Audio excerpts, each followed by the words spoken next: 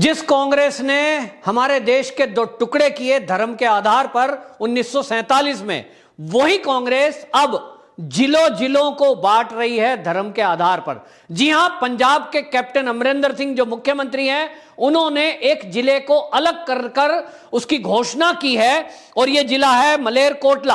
आपको बताएं कि यह संगरूर जिले में था अभी तक, मुख्यालय से 30 किलोमीटर दूर, लेकिन यहां धीरे धीरे मुसलमानों ने अपनी बस्तियां बसाई, मुस्लिम बहुल इस एरिया को हो गया और ईद के दिन स्पेशली वहां के मुख्यमंत्री कैप्टन अमरिंदर सिंह ने 23वां जिला बनाने की घोषणा कर दी। उन्होंने कहा कि ईद के दिन मैं लोगों को यह ईदी दे रहा हूं एक तरह से कि 23वां जिला यह मलेरकोटला को बनाया जाएगा।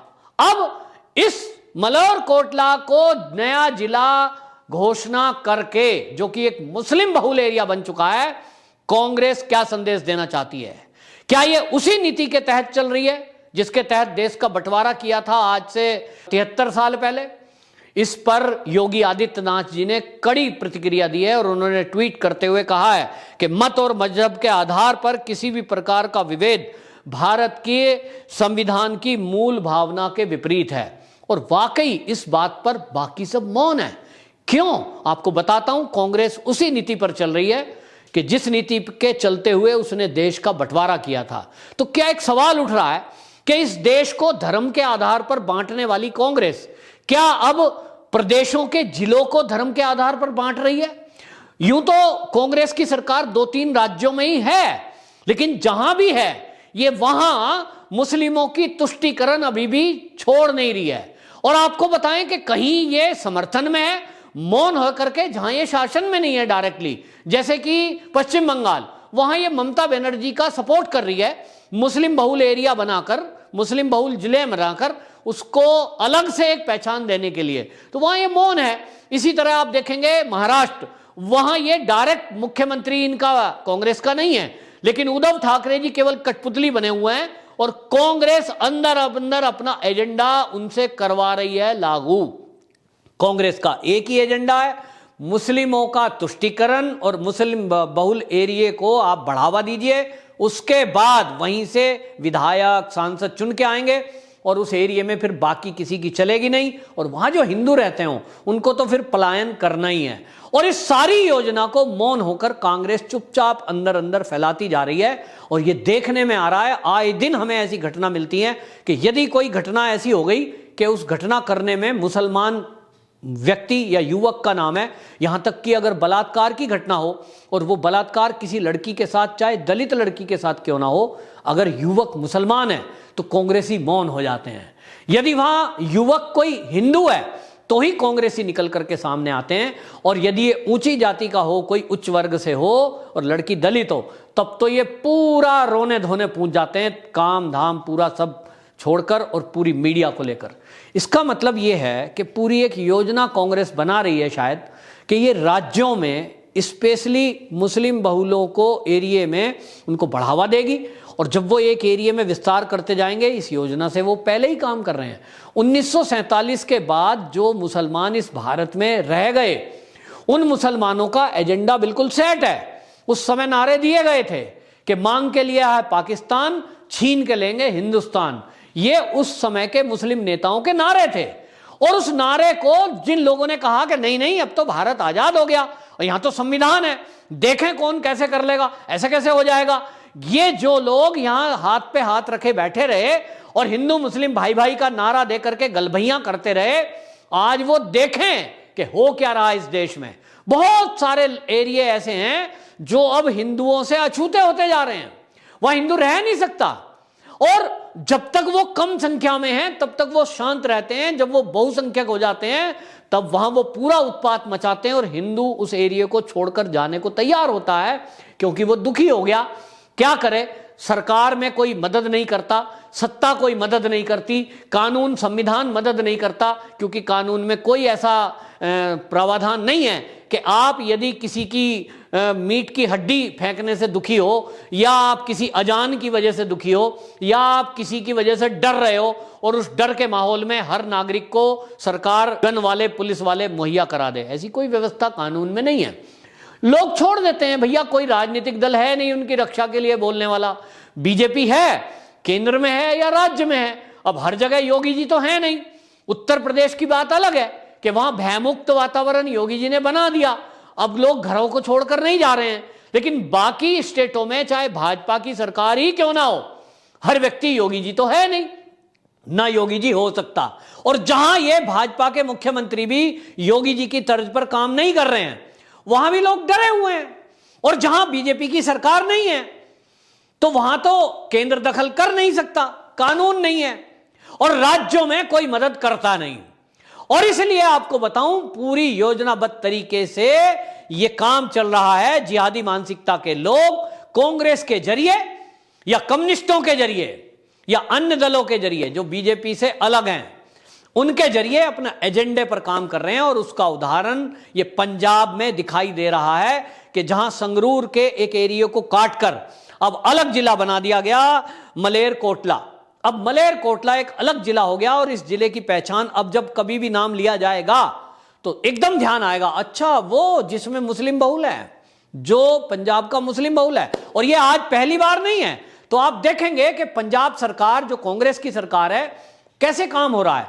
किसान आंदोलन को लेकर एक फर्जी आंदोलन खड़ा किया गया, जो मुद्दा था ही नहीं। एमएसपी का कोई मुद्दा था नहीं। किसानों को तीनों बिल लेकर जो सरकार, केंद्र सरकार ने बिल बनाए, वो किसानों के हित में थे। लेकिन किस तरह से मीडिया के जरिए उसको हवा बनाया गया, झूठ बोला गया, और पूरा एक नकली आंदोलन खड़ा करके किसानों को बरगलाया गया, और एक दिल्ली को घेर कर लोगों को बिठा दिया गया दिल्ली के बॉर्डर पर। जिन किसानों को डायरेक्ट पैसा मिल गया वो वापस घरों को बेशक लौट गए, लेकिन राजनीति अभी भी जारी है। और पूरा एक टूल किट का खुलासा हुआ था, और टूल किट का ये जब खुलासा हुआ तो पता चला कि खालिस्तान का सपना देखने वाले लोग, खालिस्तान बनाकर इस देश को एक बार फिर से विभाजन करने वाले लोग, पंजाब को पाकिस्तान में मिलाने की मंशा रखने वाले लोग इस टूल किट के पीछे हैं। और वो इस फर्जी आंदोलन के जरिए इस देश में सरकार को अस्थिर करना चाहते हैं, मोदी को बदनाम करना चाहते हैं, ताकि अगली बार मोदी के बजाय कांग्रेस सरकार फिर से आ जाए, और उनका जो एजेंडा चल रहा था भारत को विभाजन करने का, वो फिर से लागू हो सके।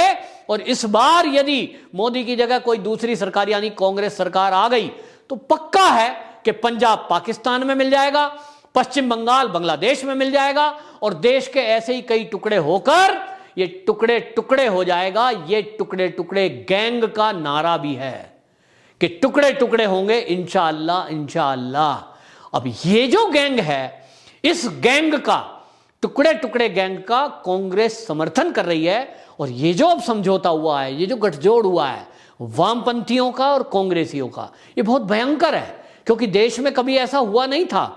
मोदी के आने के पहले ऐसा हुआ नहीं था कि कम्युनिस्ट और कांग्रेस मिले हों। हालांकि अंदरूनी तौर से मिले हुए हैं देश की आजादी के बाद से, लेकिन ओपन समझौते इस तरह कभी नहीं हुए थे कि केरल में वो विरोध में लड़ रहे हैं कम्युनिस्ट और कांग्रेस, पश्चिम बंगाल में मिल गए हैं। ये जो गठजोड़ है, ये गठजोड़ क्या कहता है? ये गठजोड़ कहता है कि कुछ भी हो बीजेपी नहीं आनी चाहिए। तो बीजेपी में क्या कांटे हैं भाई? बीजेपी आखिर क्यों चुभती है इनको? बीजेपी में ऐसा क्या है कि सब लोग बीजेपी के पीछे पड़ेंगे, बीजेपी शासन में ना आए? भारतीय जनता पार्टी एक वो पार्टी है जो राष्ट्रीय स्वयंसेवक संघ और हिंदूवादी देशभक्त इस नाम से जानी जाती है कि भाई राष्ट्रीय स्वयंसेवक संघ की विचारधारा है। आरएसएस की क्या विचारधारा है? भारत भूमि, ये मातृभूमि हमारी माँ है, और हम इसको अपनी माँ मानकर इसको भोगते नहीं है, इसको पूजते हैं। और जो भी इस देश में रहता है वो भारतीय है, भारत माँ का लाल है। अब इस मानसिकता में बताइए क्या गड़बड़ है? लेकिन ये लोग इस भारत को खंड खंड करना चाहते हैं, जैसा इन्होंने 1947 में किया। और कांग्रेस अपने एजेंडे को धीरे धीरे लागू कर रही है। जहां इनकी सरकारें हैं वहां आप देख ही रहे हैं, पंजाब में घोषणा कर दी है, और ये बहुत भयंकर है। और खालिस्तानी समर्थक जो भी लोग हैं उनको आप देखिए, मौन समर्थन है। पंजाब से चलकर वो आंदोलन दिल्ली पहुंचा, और जिस तरह से उन्होंने लाल किले पर उत्पात मचाया, ये दिखाता है कि किस तरह से एक एजेंडे को लेकर चल रहे हैं। और कांग्रेसी और उसके साथ अन्य कई दल मिलकर उस खालिस्तान को समर्थन दे रहे हैं। ये खालिस्तानी लोग बैठे विदेशों में हैं, भारत में उनके एजेंट बैठे हैं, जिनको पूरा तलवार, भाला, लाठी, गोली सब ले रखी है। वो सरकार का मुकाबला करने के लिए आए। वो तो खुला कहते थे कि मोदी को गिरा के जाएंगे, मोदी सरकार हटा के रहेंगे। देखो गोली चलाए मोदी, तब तक हम नहीं हिलेंगे। तो वो चाहते हैं, और वो दिल्ली के बॉर्डर पे आज भी बैठे हैं। और इन्हीं लोगों ने आप देखिए पूरे देश में कोरोना फैला दिया। पंजाब के अंदर गांव गांव में जो कोरोना फैल रहा है उसके लिए जिम्मेदार ये किसान आंदोलन है। ये जो यूपी में कोरोना फैल रहा है उसके लिए किसान आंदोलन जिम्मेदार है। लेकिन कोई मानेगा नहीं। मानेगा कैसे? अपराध करके कौन मान लेता है?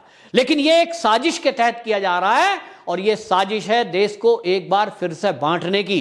ये पंजाब में एक केवल प्रयोग किया गया है कि आप बोलिए अलग जिला बना दीजिए। अब आप देखना जहां जहां कांग्रेस की सरकार है, ये इसी तरह मुस्लिम बहुल एरिया को अलग अलग जिला बना देंगे, कहीं कहीं अलग तहसील बना देंगे, और उन लोगों को सुविधा देंगे जो इस देश को खंड खंड करना चाहते हैं। आखिरकार कांग्रेस देश की आजादी के 74 साल बाद भी ये बाज क्यों नहीं आ रही है? एक सवाल है। लोग सवाल करते हैं मोदी से, लोग सवाल कर रहे हैं केंद्र से कि जब आपको ये पता है कि ये योजनाबद्ध तरीके से एक साजिश की जा रही है। कांग्रेसियों की बार बार ये खुलासा होता है कि कभी वो खालिस्तानियों से मिले हैं, कभी वो दवा कालाबाजारी वालों से मिले हैं, कभी वो देश के विरुद्ध भड़काने का काम करते हैं, कभी वो दंगे वालों के साथ खड़े हो जाते हैं, सीए के विरोध के नाम पर दिल्ली को जलाने वालों के साथ खड़े हो जाते हैं।